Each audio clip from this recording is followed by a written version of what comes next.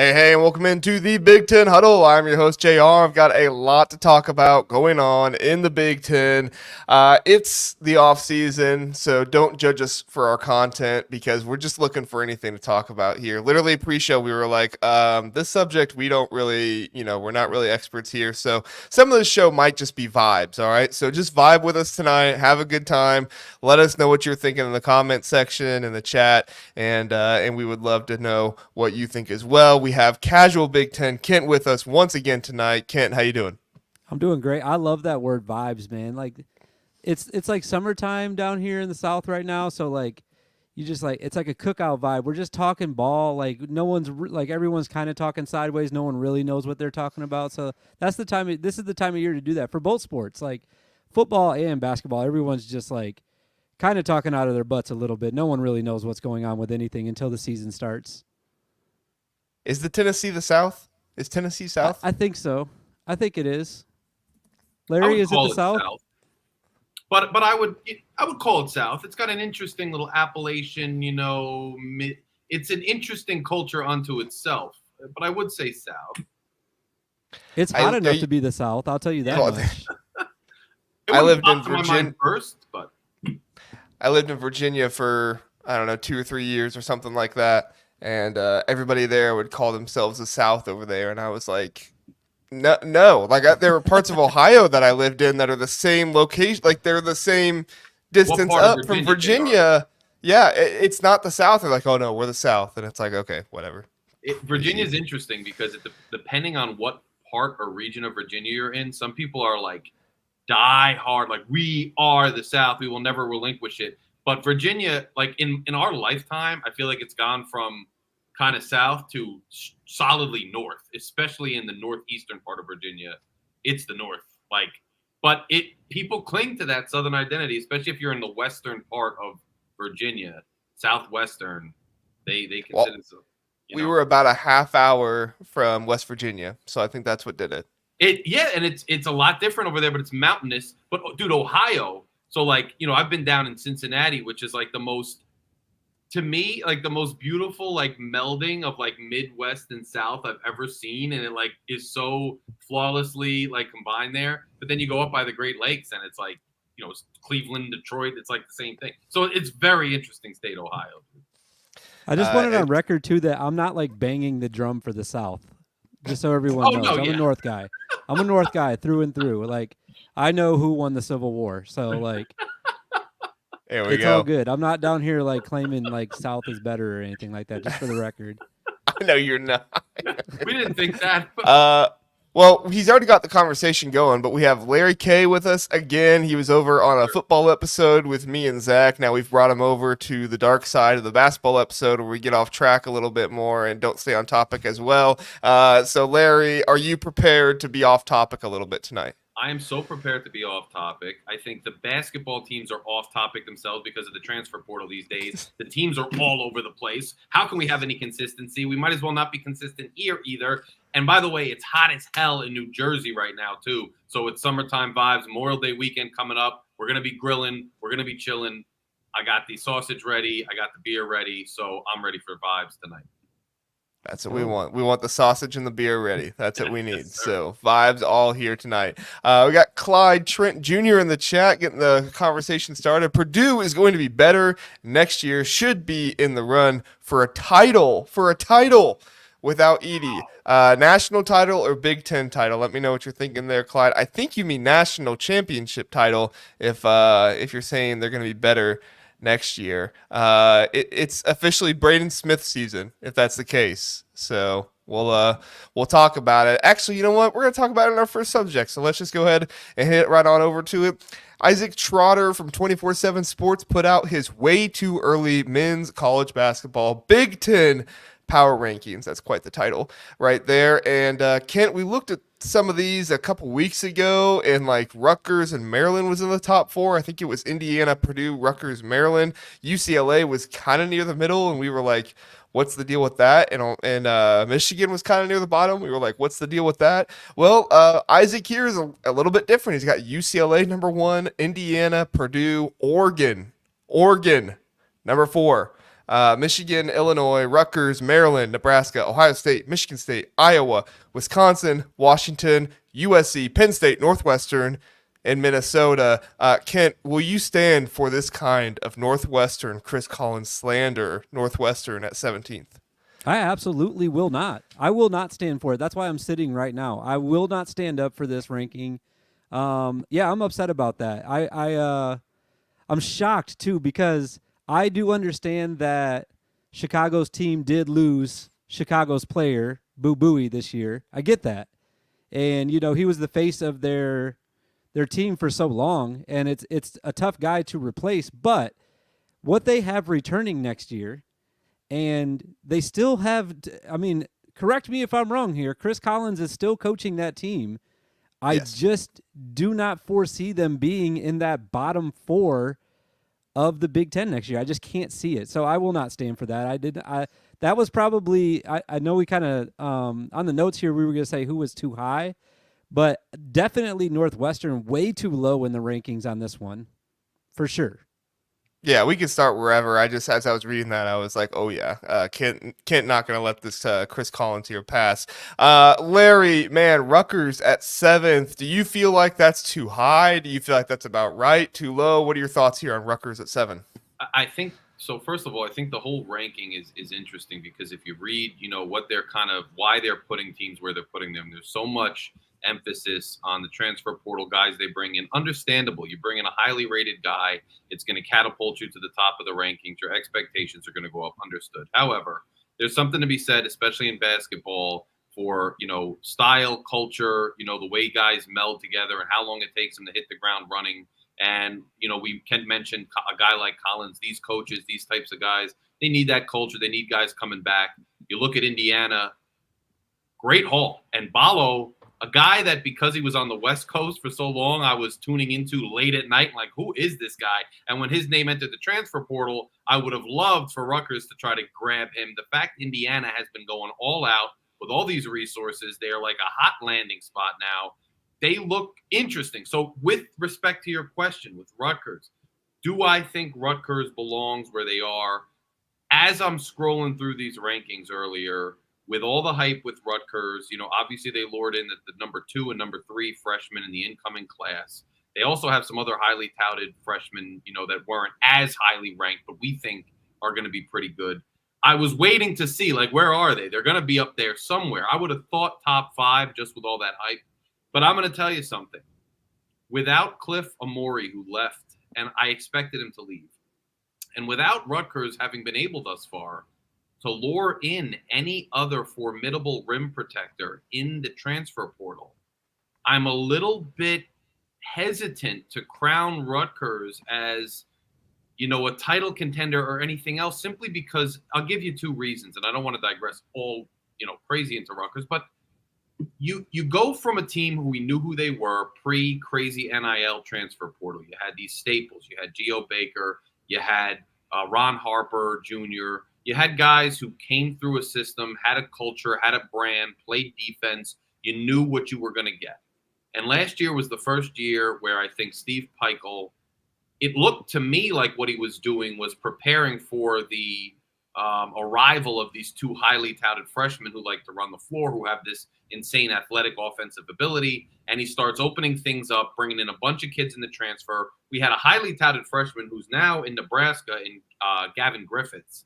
I think it was top 20 player at one point at least. He comes in, he's supposed to be this lights out shooter.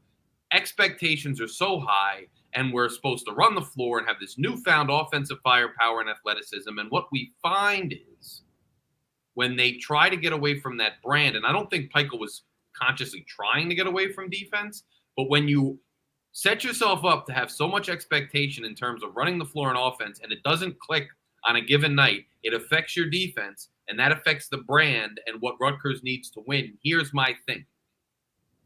Ton of great guards, to the point that we're the deepest at guard maybe I've seen in Steve Peichel's career, maybe I've seen in my life at Rutgers, because you have solid guards coming in who were leaders on lower levels, lower level leagues, backing up, 4th, 5th guys off the bench in the backcourt.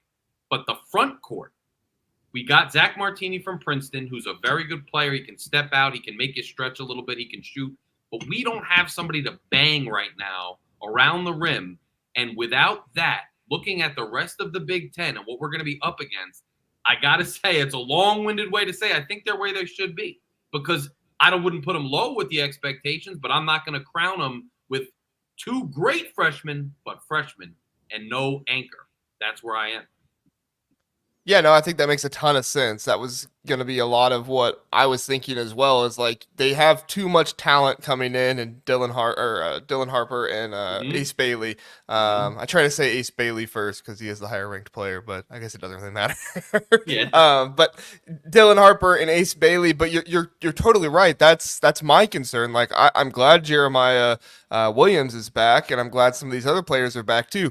But if they don't have that down low presence, especially in the Big Ten, we've seen teams who have good guard play in the Big Ten and don't have the post players to be able to be able to play down low with the other guys, just not do well in the Big Ten. They might do well out of the conference, but then they come in the conference and they just don't do nearly as well. So I think losing Cliff Amorie was a huge loss for Rutgers, and I wish it didn't happen. I really, really wish we would be seeing Ace Bailey with Dylan Harper this year, in addition to Cliff Amorie.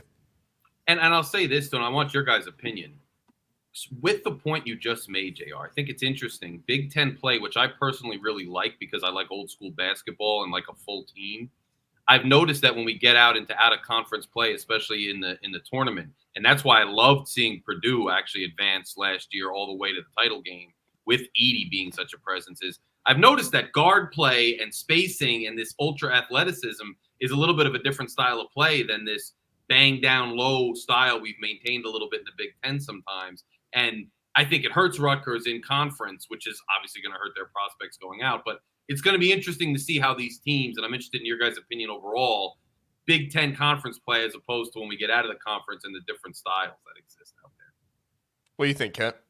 I think that, college basketball in general is just moving, or basketball even in general, is moving in that direction to where guard play is more emphasized than, getting a big that can just bang down there. And that might be why, I know for sure it's why for some teams, Purdue had so much success is because, they zigged when everyone zagged. Everyone else was like trying to go guards, and they had a big guy that could go down low and basically dominate. So I don't think it's just the Big Ten. I think that, basketball in general is transitioning to, a more central focus on the guards than the big guys. Yeah, I tend to agree. I think that it's a good change what's going on right now in college basketball. If you look and see the teams that were in the Final Four, 3 of the 4 of them had a dominant big man. And I think that is good for just the brand of the game right now. Now, I think it is a little bit more difficult because I do think that finding big men who are skilled enough to be the primary role player or the primary scorer in some cases on teams is rather difficult. If you look at Zach Edey, we're going to talk about the NBA draft here later, but Zach Edey scored better than the projected #1 draft pick in his agility rankings and stuff like that. Like this is a dude who's 7'6", and he's out there. He's like 300 pounds, 7'6". He's out there moving better than the projected #1 draft pick. Now, granted, he's not like a really small guy, but still, that's amazing agility for him, and I think it really speaks to where college basketball in general is going. All right, I want to give some comments here, and then we'll check back in with if you guys think there's anybody that's too low, or if there's anybody else that you guys want to mention. So Jonathan says Rutgers is going to be fire next year. Philip, Maryland too high with Willard as coach. We're going to get to Willard later on. We have a discussion that I'm going to bring him up in. Kent, what about your Fighting Parker Foxes being last? Yeah, these rankings really hate you, don't they, Kent? Yeah, I wasn't a big fan of some of the stuff that they put out on this one for sure. Isaac Trotter. National, we'll be smaller, and I feel at the speed of the guards and small forwards will take us to another level. Definitely possible. Purdue returns early tournament exit next year, Philip says. Ooh, that would be interesting. Clyde is finding the Indiana ranking humorous, and a few more things here about Purdue and stuff like that. All right. Kent, your thoughts on if there is anybody that is too high in these rankings? Well, I'll start with. I'll just kind of go in order. Actually, I'll start with Oregon. I think is a bit too high. I think that I don't know a ton about Oregon. I'll be the first to say that, and I feel like anyone that does any of these rankings should be putting that out at the top of their article. Like, I really don't know about all of these teams because if anyone says they know about every single player, that every transfer that's coming in, that would be really impressive. I'm sure there is a few guys that do that, but I'm not sure if Isaac Isaac. Trotter knows about everybody that's coming into Oregon. I don't know if that was just a pick that he said, like, it's a cute pick, let's put Oregon up there. But with them entering the new conference, with all the travel that they have to do, and I'm looking up and down their roster, and they do have some good pieces, I just don't foresee them being in the top 5 at the end of the year. I think I have them projected more of like 8 or lower, so I don't think it's like super far off. I don't think they're going to be at the bottom, but I don't think that they're going to be top 5. Nebraska, I've talked about them the last 2 weeks. I think that they're going to be near the bottom of the Big Ten next year. So I'm surprised to see. I'm not surprised, with the good year that they had last year. I shouldn't say I'm surprised to see them at 9. But from what I see next year, I could see a really big drop off for Nebraska. I know they added some pieces, but they lost a ton. They lost Tominaga, and now Rank Mass is going to be out with the injury. That's a ton of production for them that I'm just kind of worried about them being able to compete even in the top 10 of the Big Ten next year. So I could see them missing the Big Ten tournament next year, which is the bottom 4 teams, if I'm not mistaken, right? Yeah, you're correct.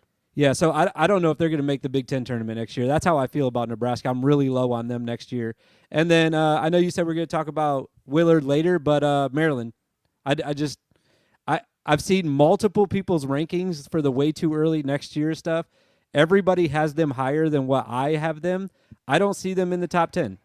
I'm just not seeing what everybody else is seeing yet. I don't believe in Julian Reese as much. I don't think that they brought in any pieces, and they're losing Jameer Young. Obviously, like, there's just I just don't see it with Maryland. I'm not sold on them, and I know they're not ranked super high. 8 is like, right there in the middle, but I don't even see them getting that high next year. So those are the 3 teams that I have that are a little bit too high. And then I have some that are too low too, but we can come back to that if you'd like. Go ahead, do your too low. All right, I'll go quick on this one then. Illinois is too low at 6. I think that they're going to be top 4 next year. I will say for Mr. Trotter here, I do have the same top 3 that he has. I have it in a different order. I think it's more like Purdue and Indiana are a toss-up. I could go either way on which one's first or second. I feel like you go coaching UCLA there, don't is you? 3rd. But then I see Illinois finishing at 4th next year. So I would move them up a couple of spots and put them in the top 5. Ohio State at 10. I see them more at like somewhere between 5 and 8. And then obviously I already talked about Northwestern at 17 is just blasphemy. It's insane. And then I think Philip is starting to get to know me a little bit too well because he already asked about, I think he said something about Northwestern, but he also asked about Minnesota. Honorable mention, number 18. This is crazy that someone would think that they're going to be last place next year. I don't see it. They got Frank, whose last name is escaping me right now. Is Dawson Garcia coming back, right? Dawson Garcia? Yeah, he's coming back. Coming back. They still have Mike Mitchell. I understand they lost I'm messing up on everyone's name. Lost their point guard, but they did get a point guard from Oregon. Hawkins, so yeah. I just feel like Hawkins. I feel like they've taken a few steps this year to be back competitive again, and they're still going to have some of those guys next year. I don't want to say anything crazy. I'm not going to say they're going to be top 10, but 18 is way too low for them. Yeah, I mean, I think if I'm thinking of an 18 type squad or something like that, I'm picking somebody like a Washington or a Penn State or something like that. And that's no disrespect to those teams. It's just they have new coaches and they didn't go out and get any slam dunks in the transfer portal, and they don't have any slam dunks in recruiting. I think you're right with Minnesota. You have a Dawson Garcia that's just far too skilled to allow his team to be dead last. And I get the whole idea that people have about like Ben Johnson. Is he really that good of a coach? And I think he's improving. I think he's getting better. I don't think that he's, the worst coach in the Big Ten, but who knows? Maybe we'll see that at the end of the year. Larry, your teams that are possibly too high, too low for you, any different thoughts than Kent or anything you want to reiterate? Well, I think Illinois has got a really good, potential to be high up there in the top 4 or 5. I also think with all the new players coming in, and look, Underwood's a good coach. He's gotten a lot of the guys many times in the past. He's good at building rosters. But I think when you get to places like Illinois and you're going up against, teams like Rutgers when they're side by side in these rankings, and you have even Nebraska, we mentioned, look, are they too high? There's a lot of questions in the middle of this ranking all the way down to the bottom, I think, because the league is so competitive and with such a changing cast on every roster, it's so hard to see what their identities are and how they match up in the league. So I think overall, I mean, I know it's a conversation piece and it's the way too early rankings, but that's an understatement. I mean, there's a lot that we don't know. We haven't seen these teams in the out-of-conference schedules. I'm curious about the new coaches that we see. I think, a team like Ohio State, while they may not have, all of the talent, imports that so many other people do that are highly touted, you have a new coach who was the associate head coach, if I'm not mistaken. So there might be a little more continuity and culture there. And it wasn't like they were bottom of the barrel the last several years. I had a rough go of it recently. But, teams like that, and I think sometimes there's a tendency to look at the glitz coming in, the glamour coming in, and we can lose sight of proven coaches and programs that can weather storms and be formidable. And I'm not looking at an Iowa or a Michigan State and saying, wow, look at all the talent they've retained or they have coming in. But it's tough to count out programs, and coaches like that out and put them so far down. But again, there's so much variability in the middle there. I'm just kind of curious to see how it all shakes out. I like the top of the list. I think you can rearrange it as much as you want, but those teams, based on what they have, I think Indiana, I know there was a comment in there laughing at him. I mean, I'd say watch out for them. And the head coach is respected, not to mention the pieces they brought in. I think the top makes a lot of sense, and there's a lot of variability once you get past, 3.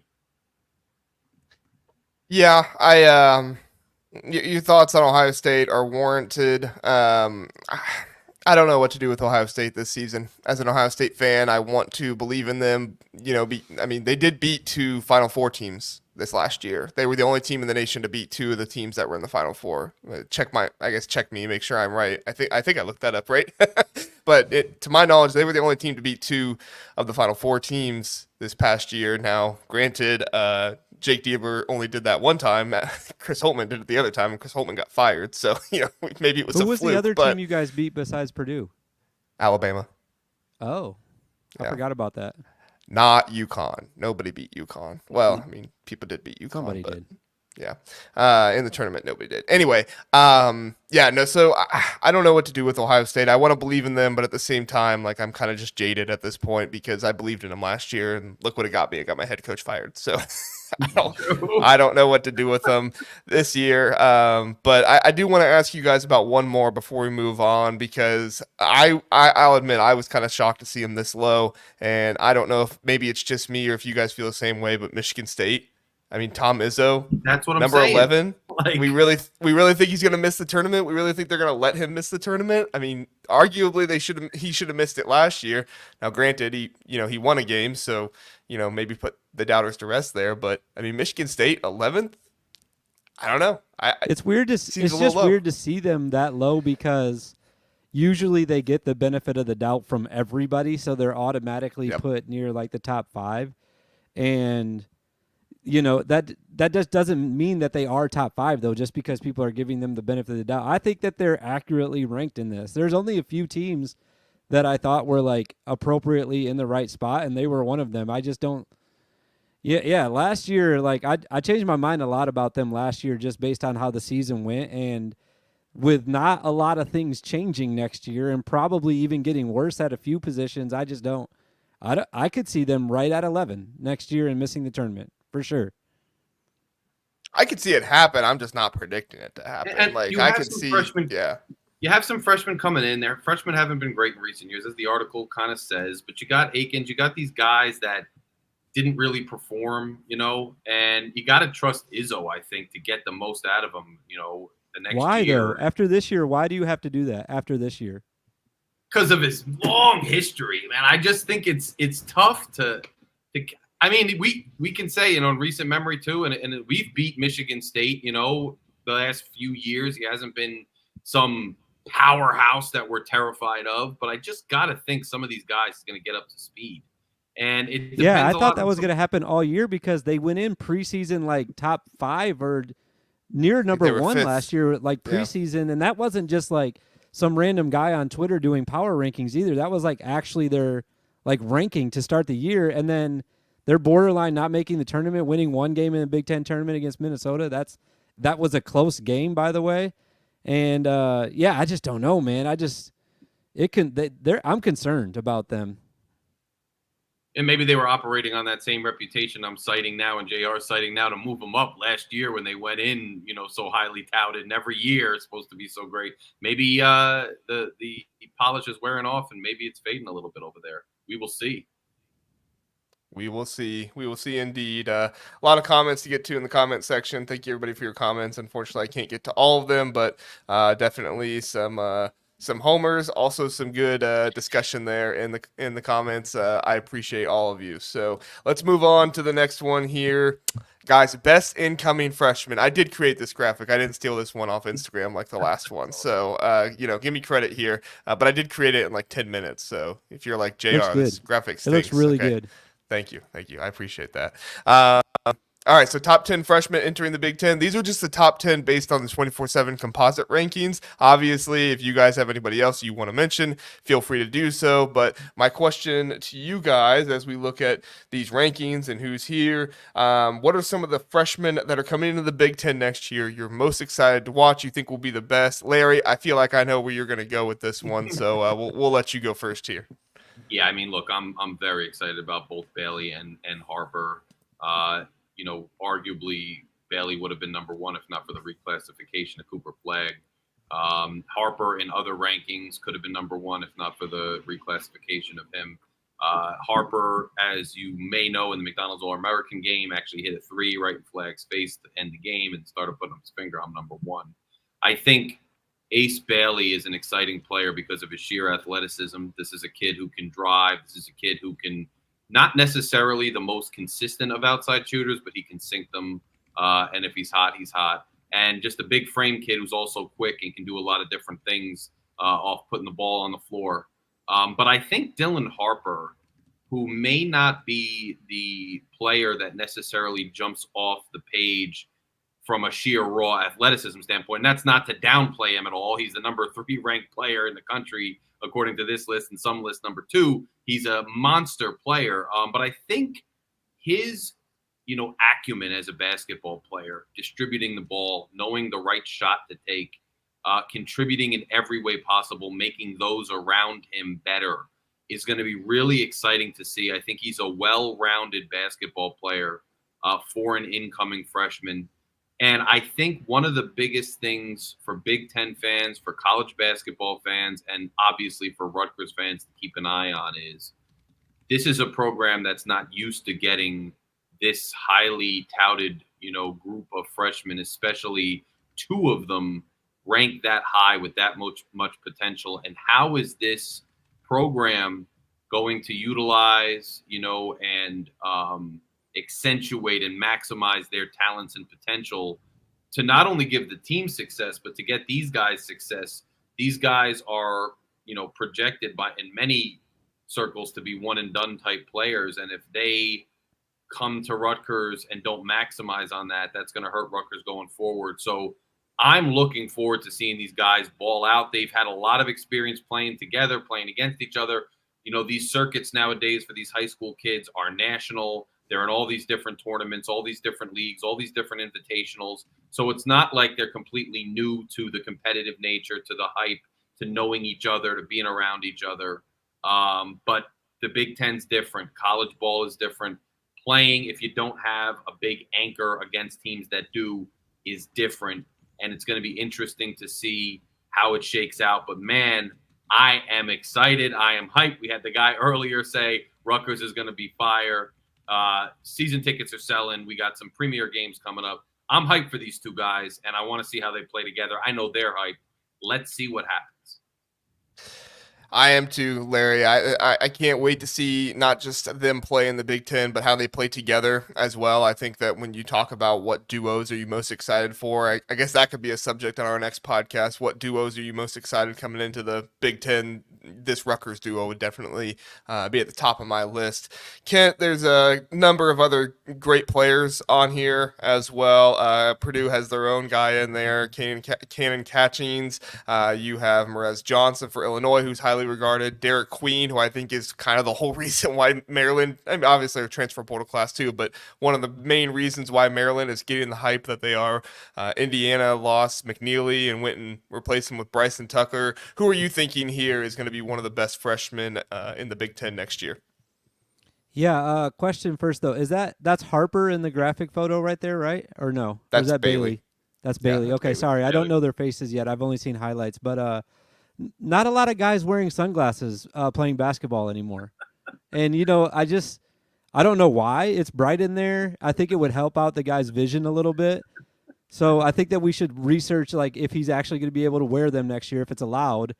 And maybe the whole team gets behind that. A whole team with sunglasses would really. I've worn them on like 2K, like when I'm out in the park and stuff like that. Yeah. I put sunglasses on my guys, and I think they play better with them on. So I agree. I You agree. can and I think it would be better for the kids too because like if they get mad at coach or whatever, like he can't really see them in the eyes anymore. It's more like the football stuff. You can't really see their faces, so like they can kind of roll their eyes or whatever and be like, whatever, Dude, coach. that would have So helped out should really AJ look into Hogarth that. so much these past couple years. Some of those pictures of him on the bench where he's like making the eyes at Tom Izzo and stuff like that. Oh, yeah. It would have helped out. I would have helped him out so much. Yeah, and you wouldn't have been able to tell that he was high either the whole time, so that would have been great too.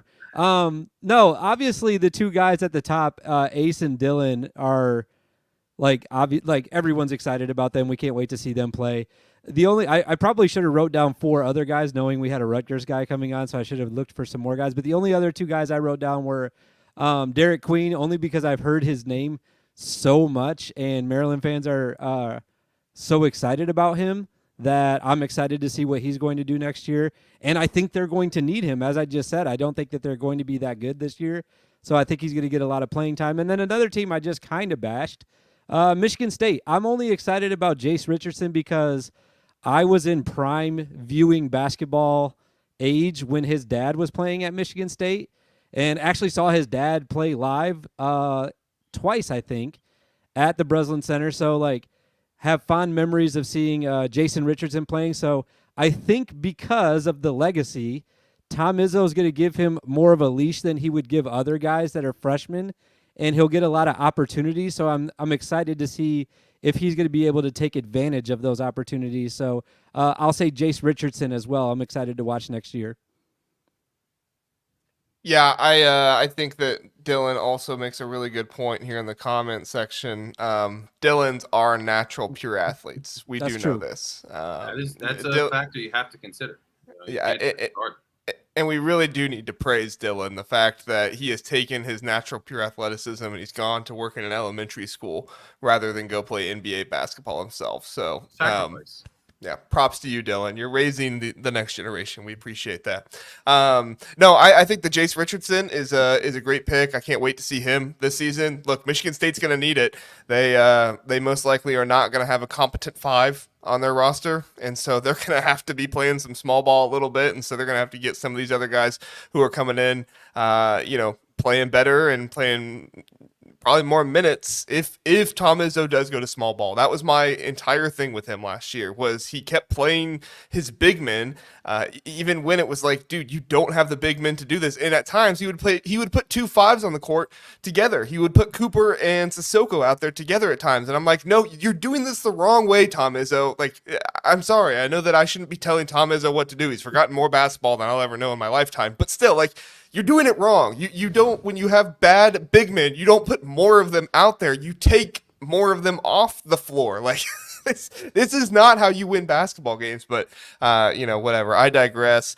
I am excited about Junie Mobley. He's the Ohio State player coming in. He's actually number 11, so he just didn't make the list. So I feel like I had to add him here. But what I do think is interesting, looking at all of the guys, is that Owen Freeman this past year. Owen Freeman was a 3-star recruit, and he comes in and he wins Freshman of the Year. Obviously, he shares that with Mbako from Indiana. So I'm looking at some of these 3-stars, wondering like who could be out there that maybe could replicate maybe something of the same thing. And I puke in my mouth Let's a pick little one. bit to say it. Well, I have one, but if you guys have Okay, another go ahead, one, you sorry. can say it. I puke in my mouth a little bit to say it because I don't want to see him do well. But Darrell Brooks from Michigan, I feel like he could be somebody that comes in and could be a good piece of that backcourt and really help out Michigan there. I am not sold on Michigan's backcourt. I think that Roddy Gale is a nice player, but I don't think that you want him to be the best player in your backcourt. And so if Darrell Brooks comes in there and does well, he could be a surprise. Not saying he's going to win Big Ten Freshman of the Year or anything like that, but he could be a surprise, one of these 3-star guys. Kent, looking at the list, do you have anybody you're thinking about? Yeah, I was just gonna like try to find like my favorite name on here, or like maybe a favorite storyline to pick a guy. How interesting would it be if it's I just scrolled past his name, another Dylan Grant at Dylan Rutgers, Grant. and he just like There we go. overtakes the other two guys and wins Freshman of the Year. How crazy would that be? I think all the Dylans would be excited about that, but unlikely that that's going to happen. So I'll pick a different guy. I'll go with oh man, there's some good names on here. Bryce Dortch. That's also at Rutgers. Look at that. Yeah. Look at Rutgers, man. They got some good names this year. Let's see. Where was the last guy? I'm gonna go with the Minnesota guy. I'm gonna say Grayson Grove. He'll have. You got to kind of find a guy like Freeman last year. He had a lot of opportunities at Iowa, and I think that Minnesota will allow him to have a lot of opportunities next year. So I'll go with Grayson Grove, Freshman of the Year, 3-star next year. How about that? There we go. I'd love to see it. We have Philip here in the chat asking about Freitag, however you say his last name. I'm terrible at last names. Over at Wisconsin, if he's going to have much help. They will have John Blackwell. They have Stephen Crowell returning, so you're going to have that good stuff. But, I mean, honestly, we'll get to Wisconsin a little bit later. They're another one I'm going to mention in the last segment, but I don't think he's going to have much help. If you're looking for like a 3-star that has room to play and might do really well, Jack Robinson might be one for Wisconsin. 3-star coming in there. If Wisconsin doesn't find, somebody that they can work with, they might just play him toward the end of the year. We'll see. But yeah, that's my thoughts there. Larry, any other freshmen you want to mention before we move on? Queen is highly rated, highly touted, big kid. And I think Kevin Willard, being a Jersey guy, he came from Seton Hall, had a couple, a decent career there. And I think people are waiting to see. It was always kind of a wait and see approach with his tenure at Maryland. And a lot's going to depend when you get guys highly touted like this, how much do they propel your program forward. Bryson Tucker going into what I think is a stacked team at Indiana. And again, a highly respected coach that we're waiting to see push through and do what we know they can do. He's going to benefit from a good supporting cast. So it'll be interesting to keep our eyes on them. One other kid at Rutgers, Lathan Somerville from Peoria, Illinois. 6'9" kid, a lot of potential, 4-star kid. There are rumors out there that part of the reason Rutgers they got smoke screens, you got Trilly Donovan running wild. I mean, who knows what to believe here? But there's rumors that they like him a lot. He's an incoming freshman. He's not going to come in and be a world beater per se. But I'm interested to see how he does, and if there is kind of a missing piece there at the rim, if he can fill that and how well he can and how much he benefits from the talent around him and the talent in the backcourt of Rutgers. So these are some of the guys that I'm interested in watching this year. That's a lot of Rutgers guys, man. You guys are really depending on these freshmen next year. It's boom or bust with them, man. It's going to be, you got kids from last year like Jeremiah Williams, but other than that, it was a bad season and like wholesale, everybody leave, and a lot of the newcomers, aside from a few supporting pieces, are these freshmen, dude. Boom or bust with the freshmen. It's going to be really interesting to see because you know why, Ken? I'd say this. Steve Peichel, we've grown to love him at Rutgers and the environment he's created, but he built that reputation on culture building and developing guys into believers in defense and whatnot. In the new era of college basketball, we want to see, or I want to see, if he can still maintain that good grace, with Rutgers fans, because no better way to do it than getting guys this highly touted, but you've got to succeed when you do it in the new, college basketball culture. And this, I know we're going to get to pressure. I think it's can you do it?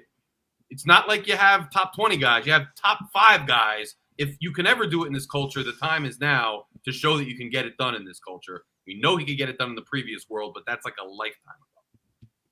I had a quick thought. Sorry, JR, before we get off that topic, just one last quick thought. I just noticed that Rutgers has, and I'm just like kind of spitballing here, they have 5 freshmen coming in. They're all pretty good. Some would say they're like fabulous. I think that we should come up with like a nickname for them. I was thinking like because they're they're so fabulous, they're so good, like a Fab 5 maybe we should call it. What do you guys think about that? I was thinking Fat 5, like, when the kids say fat, like fat is cool. Oh, right? okay. Is that a new like the thing? Fat Like 5? PH? Fat? Yeah. Oh, I don't but think it's like an people do. alliteration, even though it doesn't start with an F. Yeah. Yeah. So Don't cap me, though, for that. Like, Yeah. I don't want to cap you with this FPHAT. yeah, Fat 5, maybe Fast 5. I'm Fast trying to. We don't like Fab 5? Fab 5's not good? I I've kind of heard makes me it throw up a somewhere. little I bit. just don't know where Okay. or why. Just The Rack 5. Philip, the Rack 5. That's good. 5 rack. I like that. I like it. That's Yeah, there good. we Philip go. coming from the top rope. I like it. There we go. This comment was wild. I had to bring it up from Dick. I hope Harper doesn't get as fat as Dick Trickle is just going berserk in the comments. I've been following him, and I've just been like seeing what he said. I'm like, oh my God, sir. Don't Dick trickle is, it too long in the rack bathrooms because that line is forever. You're on one tonight, Dick. We appreciate you being here. The OHIO podcast is glad to see you here tonight, I do. Larry. I'm glad to see him too. Over there, Eric. Thanks for being here, Eric. We appreciate you.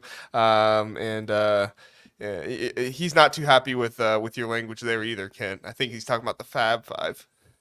I don't know. I think it's a good nickname. I don't get it. I don't understand. It's very original. I'll say that. Yeah. It kind of comes out like it just kind of rolls off at the end of your tongue, the Fab 5.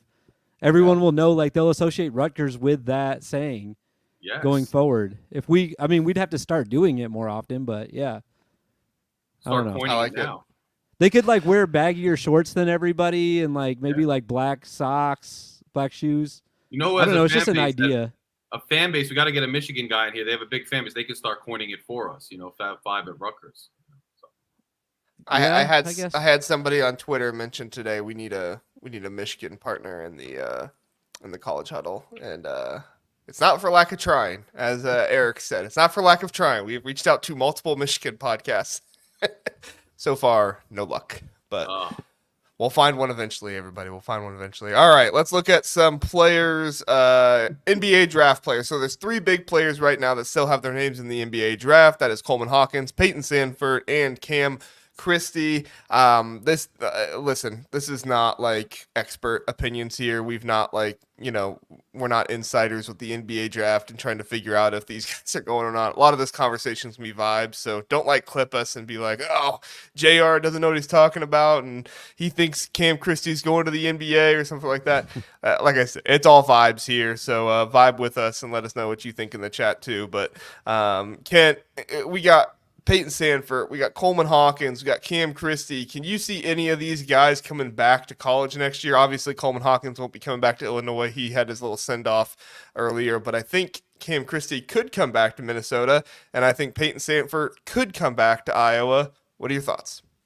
I don't know, because like you just said at the beginning, I haven't been watching all the draft coverage, and I've been seeing random tweets here and there, so I don't want to get clipped at all and somebody say like, dude, you were way off on that. And also, like, it's kind of impossible to know, like, what NBA teams want because, like, I did a draft show last year and I talked about how not Jace Howard, the other Howard that actually got drafted, how I didn't even think he was ready for the NBA, and he was like a lottery pick. And I was just dumbfounded. So I clearly do not know how to evaluate NBA talent. I think that I know who the best players are in this conference. I feel like it because I watch them so much, and I feel like I know what some of their deficiencies are. But of that list, I will be. I'm just gonna again. He might get drafted in the first round. I don't know. I will be surprised if Coleman Hawkins gets drafted. I know that he has some intangibles that he can do, but as I was just talking about a few segments ago with the way that the NBA is moving, I think it's more guard heavy. He's really good at guarding bigs. I don't know if he's. I know he was in contention for Defensive Player of the Year. I get that. I just don't think that he's going to give you enough offensively to be able to produce at the NBA level. That's my opinion about him. And again, he might get drafted in the first round, and everyone will be like, "You're an idiot." But I just don't see how he can go to an NBA team and provide them much value. I would be surprised if he did. I looked up some mock drafts earlier, and he was on a couple late in the second round, like right here. This is a consensus big board that I found. I think rookie charts or something like that is what I looked up. But so 55th here. He was on a couple mock drafts that I saw in the second round, but I even tried to go back and look, where it was before. So I think the combine did really help him. But at the end of the day, like I was talking to Sonny over at Illini Cast, and he was telling me that if what he thinks is correct is that Coleman Hawkins is just going to get like a two-way deal, which is less than $1 million for a player. And so at the end of the day, like Coleman Hawkins probably could make more coming back to school in NIL rather than going to the NBA, which yeah, sure, he might get drafted, but this isn't a Trace Jackson Davis situation where he can't come back and he gets drafted in the second round. Like Coleman Hawkins still can come back and won't be to Illinois, and that's upsetting because I would love to see him in the Big Ten again. Probably be North Carolina personally. That's what I think. But why can't it be Illinois though? Just because he said he was leaving for sure? I think it's because he's taken too long, and I don't think I think Illinois has spent most of their NIL budget already, and I think that they filled out most of their roster already. So, I mean, it kind of it sucks for Illinois fans. Like I'm sure there's some that are really mad at him or something, or mad at Brad Underwood that he can't bring him back. But I just think it's the nature of the NBA draft and being able to pull out as late as you can. I think there's 3 or 4 days left that you can do that. So I don't know. We'll see. And Peyton Sanford, I think Peyton Sanford comes back, but I was just reading Cast's comment. Sorry. What'd he say? Sorry, I cut you off. No, he said, I'm all of a sudden afraid of saying something wrong, like I don't do it every show. Yeah, but if we say something wrong, we've at least done our research and we can fight about it. So yeah, that's true. Me saying that Coleman Hawkins is not going to be drafted is just based on I don't think he's going to be able to score enough. That's all. It's just vibes. That's not research. That's vibes. Yeah, just like you said at the beginning of the show, just vibes. I don't see it happening, man. Am I out of pocket by saying he's not going to get drafted or shouldn't be? I don't think so. What do you think, Larry? No, I don't think so. I think it's interesting with Hawkins because everything he was saying and the general vibe around them in the Illini was, hey, he's gone and he's ready to move on. Not necessarily because he's the most highly sought after draft pick, but it just seemed like he was ready to take that next step. And everything he was saying was he was going. Now, these guys have handlers. These guys go out and they get assessed and people tell them what's the best thing to do. And the fact is, if he does fall out of the second round and it's looking like a two-way deal or another professional option, these guys get NIL. That's not bad. And maybe he comes back. I don't think he's going back to where he came from. I think they filled up. I think they were planning on him leaving, which is based on everything he said. I say come back and play for Rutgers, man, because we need a guy as big like that. I mean, that would be a nice little coup, I think. I would really like that. But you got the NIL there, Larry? You got the NIL? We got a little. We got enough, I think, to outweigh whatever two-way deal that's not guaranteed. I don't know. I'm just saying it could be something. Peyton Sanford, I think, is one of those traditional guys who's testing the waters, maintaining his eligibility. He's coming back. I think he's coming back to Iowa. I think you go out, you get development, you get some exposure, and then you come back. I think, and from what I've been reading, he's coming back. Christie's an interesting one because from what I understand, he's creeping up a little bit in some boards, even though he was never expected to be that high. You never know. he could creep up. I got to be honest with the fact that the NBA, like, I know what it is. I watch it. I see how it's changing, but it kind of eludes me in terms of, what it used to be and understanding it, other than the fact that it seems like they want ultra athletic guys to hit threes whenever they want to and also be huge and athletic. And if you're not that, like a freak athlete that can also drain threes almost at will, you've got to find a role somewhere, and it's not easy, especially with all the other avenues you can take to get there. And so any of the three of these guys is going to be interesting. If Hawkins could find a spot and he's intent on moving on, I don't know that he's necessarily going to be on a full-time NBA roster. Maybe he gets in the second round. Maybe somebody's saying he's an elite passer and there's some other skill set. Maybe he gets in. I think he wanted to move on, but NIL is tempting these days. And even though I don't expect him to go back to the Illini, I think he can come back to another school, Rutgers. And I think that's kind of where those guys stand. And I think Sanford's definitely coming back. I'd be surprised if he did.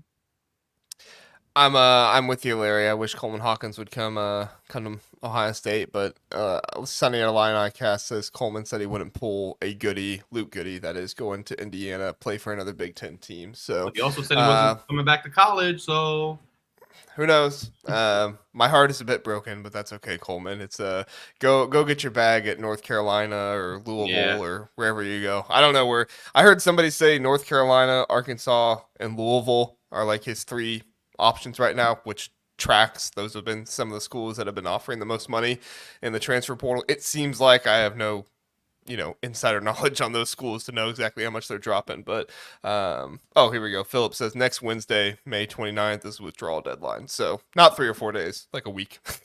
Will be interesting. I knew it was coming up though. Anybody else think the 29th is sneaking up on us? Like, it seems like it's a few days to me too. And then when I look at the count, like for work, I'm like, oh, the 29th is a week from now. What's going on? Yeah. Sorry, just a side vibe there, but you're good. Cam Christie, we haven't talked much about him. You think he's gone? What's your vibe on Cam Christie? I think he's ready. I don't know if he's going to. I don't know where he's at, but I think he's athletic enough, and he's a good enough shot maker that he could. Again, this is just what I think. I think that he can contribute at the next level, just because of what he can give a team. And you surround him with some other guys, I think that he'll be able to get open shots, and he's athletic enough to, kind of hold his own in the NBA. So I think that he's ready. I think that if I had to choose between the three of those guys that we just talked about, I would pick him first. And it's mainly because of his shooting ability and from what little, I'm not like oblivious to the NBA, kind of like Larry, I watch it enough. From what little I do watch, defense isn't like the biggest thing that they need. They need shot makers, and that's exactly what Christie is. And I'm really high on him, so I would take him first out of these three. So I think he's ready now. And again, does that mean that a team has a need for him and they think that he did good enough at the combine or whatever they have been doing the last few weeks? I have no idea because I haven't been keeping track of it, but I think he's ready. Well, he's the youngest too, right? I mean, that's such a huge thing with the NBA. They just want to bring in guys that are young and they can kind of mold and develop into something. Happened with Bryce Sensabaugh at Ohio State and Malik Branham. Both of them weren't really ready for the NBA yet, but they were both young enough and they had the talent and the skills that they felt like they could develop. So, Russ is loving it tonight. Just checking in to see if the Paul is engulfed in flames because Kent also spit fire anytime he speaks. Russ, Kent put you in the top three. Put Purdue in the top three of power rankings earlier, or top two. Was it top two or top three? I said top two. I said it's. Yeah. I could go either way on Purdue or Indiana being number one for next year. So haven't made that decision yet, but they're either one or two for me next year for sure.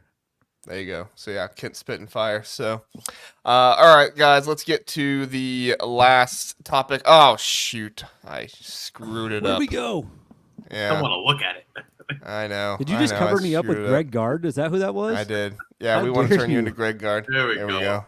There we go. This is what happens when I try to make a graphic in the middle of the video. All right, so Man. coaches on the hot seat. I would love to get you guys' thoughts. We did this during the football episode last night where we talked about what kind of coaches could be in the hot seat coming up here next season. I do think that there's a little bit more discussion here with the basketball coaches rather than just the football coaches, because I do think there are some basketball coaches, i.e., Kevin Willard, great guard. Who was the other one I was thinking about? And Ben Johnson a little bit as well. Ben Johnson had a great year, but still, I mean, you look at that record, that's 41-54, kind of the same boat with Fred Hoiberg going into last season. He was on everybody's hot seat list. He did have a much better year, so I think there's no way he loses his job next year, but if he has another year similar to what he's had in the past, he could find himself under a lot more pressure and coming in the next season. Larry, are there any coaches you feel like in particular are really on the hot seat going into the season? And an interesting looking at is, oh my goodness, like just the history with that man. I know it's over several years, but look, Willard has had a respectable showing in Maryland, but again, now Maryland was a basketball school for as long as I can remember. I know they had some formidable football teams, especially in those early aughts, and mid aughts when they were a thorn in our side when we were good under Schiano's first tenure. But they're a basketball school, and coming from the ACC to the Big Ten, they want basketball success. And now you have a highly touted freshman coming in. Willard was always, kind of an up-and-comer who did some good things at Seton Hall, but was always kind of a wild card. So now you're like, okay, you got the freshman. You have higher expectations. What are you going to actually do to get to the next level? I'm interested to see that. Woodson, respected guy, but now you got a stacked team. And I think there's a difference between hot seat and pressure, and I think pressure and not performing could lead to the hot seat down the road. And when you look at guys like, Pikel's not on the hot seat at all, but you look at guys like Pike, you look at guys like Woodson, and you say, okay, the pressure's on right now. You have teams that are, set up talent-wise to make a dent in the league and in the college basketball world. And if you can't rise to that occasion with that loaded roster, whether it's young, whether it's transfers, whatever, this day and age, no excuses. The pressure's on you to do well, and to meet expectations at least. So I'm interested in that. You look at a guy like McCaffrey, his offenses are always good. I think the Big Ten in general, aside from Purdue last year, has kind of been underwhelming sometimes in the tournament. They are ranked high. They are highly touted. We are used to seeing them in conference, and we know who's good and formidable. But when they get outside the conference, there's been some disappointing results sometimes.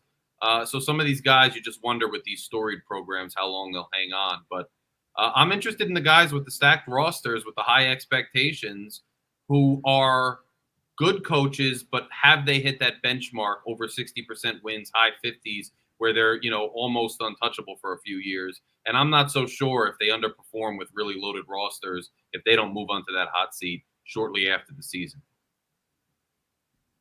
Yeah, no, I think some of those coaches with really good rosters, Mike Woodson is definitely one in there, right? I mean, he has one of the best rosters in the nation, if not the best roster in the Big Ten overall this season. I feel like if Mike Woodson doesn't at least make the NCAA tournament, which is wild to think about, I mean, that should be like the baseline, making the NCAA tournament. But if he doesn't make the NCAA tournament this year, he's gone. Right? I mean, there's no way. I mean, they were talking about firing him last year after he lost McNeely and that kind of stuff. So Mike Woodson, it's kind of like Ryan Day in football, where it's like you have a really good roster. If you don't perform with it, if you don't do the bare minimum, then you're going to be gone. And it's kind of, I don't know, like he doesn't have nearly like as good of a record as Ryan Day does. But at the end of the day, like you said, he's put all this together, and the NIL really came through. If he can't do it this year, he's never going to do it. What do you think, Kent? Look at that school. Sorry, go ahead, Larry. No, look at that school. Like I said about Maryland, it's even more concentrated there. I mean, with the history of the basketball program and what they expect to be good at. So I'm with you there. Yeah. What do you think, Kent? So I kind of broke down all the coaches in the conference and just to try to figure out who I think is on the hottest of the seats so far. So I'm just going to go through everyone really quickly. These are the guys that are for sure not on the hot seat, and I have different reasons why. There's 4 guys that are in their first year. They're not going to get fired at the end of the year. Musselman, Sprinkle, Diebler, Dusty May. You could say Diebler's in his second year. You could also comment and say, why don't you have his record updated from last year, JR? A lot of people upset about that right now. So I updated those 4 it guys are technically in their mid Larry talking. I updated it mid Larry talking. Oh, so. did you? Oh, okay, cool. You got it. I didn't even notice that. All right, good job. Yeah, we can I'm go also back to gonna the other throw- one if you want. There we go. Just kidding. I'm going to throw Rhodes into that. It's too early still. Like, he's not going to get fired next year because it's only his second year. And, oh, by the way, he had a pretty decent year considering everything that he had coming in and basically restarting with a whole different roster. My second category are I'm going to let everybody that's listening decide which one this is. These guys are either too good at coaching or they're just legacy guys at their school. It's Izzo, Painter, Collins, Hoiberg. I have Underwood and Cronin. These guys are all either too good or they're just been there so long they're not going to get fired. I also have, and I know this is now that I'm reading all the comments, I have McCaffrey in that category. I just don't see Iowa getting rid of him ever. I can't see, and it's probably just because for years on end now it seems like they've had the exact same football coach and the exact same basketball coach. They don't fire anybody. Doesn't matter what happens. They're never going to fire anybody. Like, I just don't – I just can't see it because I've never seen it happen. So I'm going to put McCaffrey in there as a legacy guy. I will say that that's what he is. And then that leaves 6 guys left that could potentially be on the hot seat. And these 3 guys I think are going to have good seasons next year, so it won't matter. I think Woodson's going to have a good season. I think Dana Altman, which borderline probably should be in the he's too good anyways. And then Peichel. I think all 3 of those teams are going to have good years next year, so they're not getting fired. So it leaves me with the same 3 that you started with, JR, Willard, Ben Johnson, and Greg Gard as guys that could potentially be on the hot seat. I think that Ben Johnson's done enough with the trajectory of his program, and I think that he's going to be decent enough with the roster that he has next year that he won't get fired. So that leaves me with my prediction for next year. I think 2 guys are getting fired. I think it's going to be Greg Gard and Kevin Willard. Those are going to be the 2 guys gone out of the Big Ten. That was going to be my question, was over under 2.5 coaches getting fired in the Big Ten next year. And I think you're right, Kent, that 2 is probably what we're looking at. I don't think I can see 3. I could see if there's just an absolute disaster for Minnesota, I could see the possibility of them moving on, but I don't think it's likely because I do think former, he was attached. Was he former player or just alumni? I think he was former player at Minnesota. I could be wrong. Don't at me if I'm wrong, but but he has earned a little bit more, I think, after this past season that I think people are going to give him another chance. So even if it is an absolute disaster, I think they're going to say let him have one more year in the transfer portal. But I mean, Larry, I would love to know your thoughts on Greg Gard because Greg Gard reminds me so much of Chris Holtmann last year, where it's like he has that kind of steady success of getting to the tournament and stuff like that, but he can never do what the fans seem to want him to do. And I just feel like it's going to be the same story as Chris Holtmann last year, where he probably gets off to a good start, things are looking okay, and then he's just going to flop in the middle of the Big Ten at some point, and Wisconsin, either at the end of the year or in the middle of the Big Ten, is just going to say, move on from this guy. The fans hate him. People aren't buying tickets. People aren't coming to games. Everything just looks terrible right now. Greg Gard has no offense. I mean, could you see that same thing happening, Larry, or am I crazy? No, I think I could see the same thing happening. I like Kent's 2 selections a lot, actually. I mentioned Willard, but Gard is there too. He's in that state where, again, you have a program that has a history where within recent memory they were good. And when you're talking in conference, you have expectations. You're supposed to be formidable. And then you always are kind of, in recent memory, mediocre. And you go through these stretches where you're not winning and you don't meet expectations. And his winning percentage is respectable. It's good. But I think when you have a program that has some expectation and you kind of are ho-hum, being mediocre, I think over time, whether you believe that they're keeping you formidable and respectable or not, you think you got to move on because you need some zest and some spark to get you to the next echelon. And I think Gard is definitely at risk of that. It's funny because talking about Wisconsin these days and even Gard, it seems kind of like an afterthought-ish at the new Big Ten, and that's not what Wisconsin fans want to hear, and that's not their expectation. So I think there's a good chance if they fall into a slump like that mid-season, we could very well see a situation just like that, and it'd be interesting. And I just want to comment on what Ken said about McCaffrey. It's funny, too, because Iowa, like both the football and the basketball team, I know football's been in the West and it's a little different than the East for all these years. That'll change now. But that like low top tier in both programs too, and they keep those coaches, and like I'd take that like in a heartbeat as a Rutgers fan. Just like that, the lower end of the top tier every year is pretty good, and they just very mild mannered, very polite. Those guys stay there, and you know what to expect, and it's very acceptable. So I agree on that. I thought that was a good point. Very mild-mannered and polite as Fran McCaffrey stares down the official. Well, and as Iowa players are very mad, but at football, but I love it. My I love perception of the Hawkeye. Philip brings up something else I was going to bring up about guard, but I spaced on it, so thanks for bringing it up. Greg Gard got a contract extension a month or so ago. Chris Holtmann got a contract extension a year before he got fired, too. So that was another thing that I was thinking with, like the similarities there. So, yes, you bring up a good point, Philip. Like, it wouldn't make much sense for Wisconsin to give him a contract extension and then move on. But at the end of the day, like, the contract extension was stupid. The fans hated it, and I think at the end of the day, like this is kind of what similar to the Chris Holtmann thing. So I'm not saying you're wrong, Philip. It very well could, but I'm just looking at these similarities here with Chris Holtmann and Greg Gard, and they're just stacking up too much in my mind. Well, I'll say like go ahead, Ken. The contract extension thing. I actually commented back that Juwan Howard recently got a contract extension too. So it's like. Here's what we'll do. If Greg Gard gets fired this year, after getting a contract extension, I will protest the rest of Wisconsin's games after he gets fired, and I won't watch anymore because I think that's unfair. If he gets a contract extension and then gets fired midseason, I'm out. I'm out, Wisconsin. I will not watch another game because I'll be upset. That's not fair to Coach But even Gard. if they start 0-10 in the Big Ten? Like, No, he's what going if they I think he will get fired. I'm just saying, okay. I just won't watch anymore then. You know what I think, too, with these contract extensions? You make a good point. I almost think they get these extensions, not always, not when it's like well in advance and there's no question. Sometimes these extensions come because there's a lot of doubt. There's negative recruiting around the program. You give him the extension to try to, justify, he's going to be here. Now he could sell recruits on coming in. And you give him some insurance for when he gets fired. He has some walking away money. He's probably going to get employed by somebody else. So you're not really on the hook for all of it. I don't think the extensions necessarily mean everything, and I think the context means something. They go on some great winning streak, have a great season, they get an extension. Different than, they're wavering and there's a lot of negative recruiting, they get an extension. Just saying. That's true.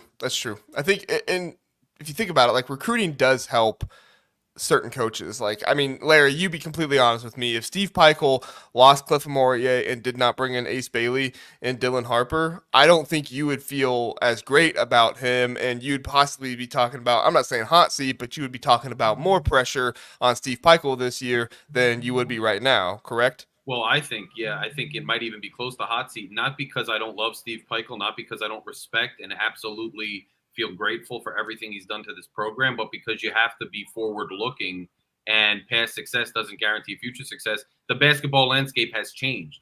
So had he lost one of these freshmen, I think it would seriously call into question his ability to navigate the world going forward. And that's why he's not on the hot seat, but we're watching. Like, there's a lot of pressure, and I loved how with the category Ken put him in too, and he put Woods in there, which I believe both of them are in, which is they could be, but I think they're going to have a good season. So, no, agreed. I think they're both going to have a good season. But the fact that they're even in that category shows you the pressure. If they don't have a good season, that's a big issue for both those guys. Yeah, for sure. Russ talking about the contract extensions more. He says contracts mean nothing. Indiana basketball school negotiated a $20 million buyout for their football coach. Contracts mean nothing, next to nothing when it comes down to job security. And then he talks about how they negotiated it down from $15.5 million to $5 million. So, I mean, at the end of the day, like, all it takes is one donor, right? All it takes is for the athletic director to go into one meeting and be like, oh, guys, well, we can't fire the head basketball coach. Look at what his buyout is. And the donor just like, how much? Right? Like, or two donors to get together and just be like, how much? Because this guy sucks. Get rid of him right now. That's why Matt Painter's been at Purdue for so long, because Russ has been going to those meetings and saying, we just can't get rid of this guy. Even after the early exits, those few years, like one meeting with Russ, and it was like, no, he's staying. Like, that's the only reason why he's still there. I mean, they were coming for his head, and Russ put an end to that real quick with that donor meeting, so... There you go. Russ single-handedly saving Matt Painter, or Matt Painter saving Purdue himself basketball. Yeah. So, yeah, he's just bringing in multiple 7-footers and going from there. So, there you go. Spitfire kid. Love it. All right. I think that's all we got for today's episode, everybody. Thank you for joining us. Larry, why don't you tell people where they can find Night Watch at? Guys, Night Watch, just like it says in my little subtitle there, Night Watch. Click it, whether you're a Rutgers fan or not. If you want content, you want to help my channel, just go over there right now, type in Night Watch in YouTube. Just click subscribe. I have content there, especially during the season. But I do, any Rutgers updates with recruits, with transfers, and then I like to have Big Ten content, especially during the year. I'm going to be having different personalities from different programs come on throughout the season, both football and basketball, which I discussed both, to talk about the matchups, things like that. So help me out and go subscribe to Night Watch and check me out on more of the College Huddle content, because I love coming on with these guys. And if nothing else, just go for the Jersey accent. I mean, I love it. I love it. So it's entertaining. There you go. Illini Cast loves it too. Great show tonight, JR and Larry. Not you, Kent. Sorry. You both made great points. Kent, thanks for being here. I love it. I don't Kent, what else. are you doing over on your YouTube channel? I saw you were doing something new today. Oh, yeah. I'll talk about that in a second. I was going to tell everybody, go subscribe to Locked On Illini. That's what you guys need to go do. Go subscribe to that. Sonny's new show is pretty good. I've only listened to the one episode so far. I think it was Wednesday's episode, or that was today. That was yesterday's episode, Tuesday. I can't get my days right, and that doesn't matter. All that matters is that Locked On Illini is doing some good stuff. So go subscribe over to that. Don't come follow me. You guys don't need to follow me. Go follow him. Go subscribe to his stuff. No, but on YouTube today, I'm trying to get ready for NCAA football. So I'm trying to get my stream set up, and I'm trying to do it without having to buy anything. So, I did it the first time it went to YouTube, and the second time it went to Twitter. So I'm trying to figure out how to do it both places. Again, without having to pay for a subscription, because I'm cheap, and it's just a video game, and I don't even know if it's going to be entertaining or what, but I'm gonna stream it because I'm gonna be playing it anyways. I figure I might as well put it out for everybody else. And I was so embarrassed today. If I could just have the floor for one more minute, I have been killing on Madden lately, just absolutely murdering people with my Detroit Lions, and I turned the stream on. I played one game, and I was down a little bit, and the guy, it got disconnected. So the second stream I started went to Twitter. I got murdered 35-10, and it was the most embarrassing thing ever because it's the first time I've ever done a video game streaming, and this guy just worked me over.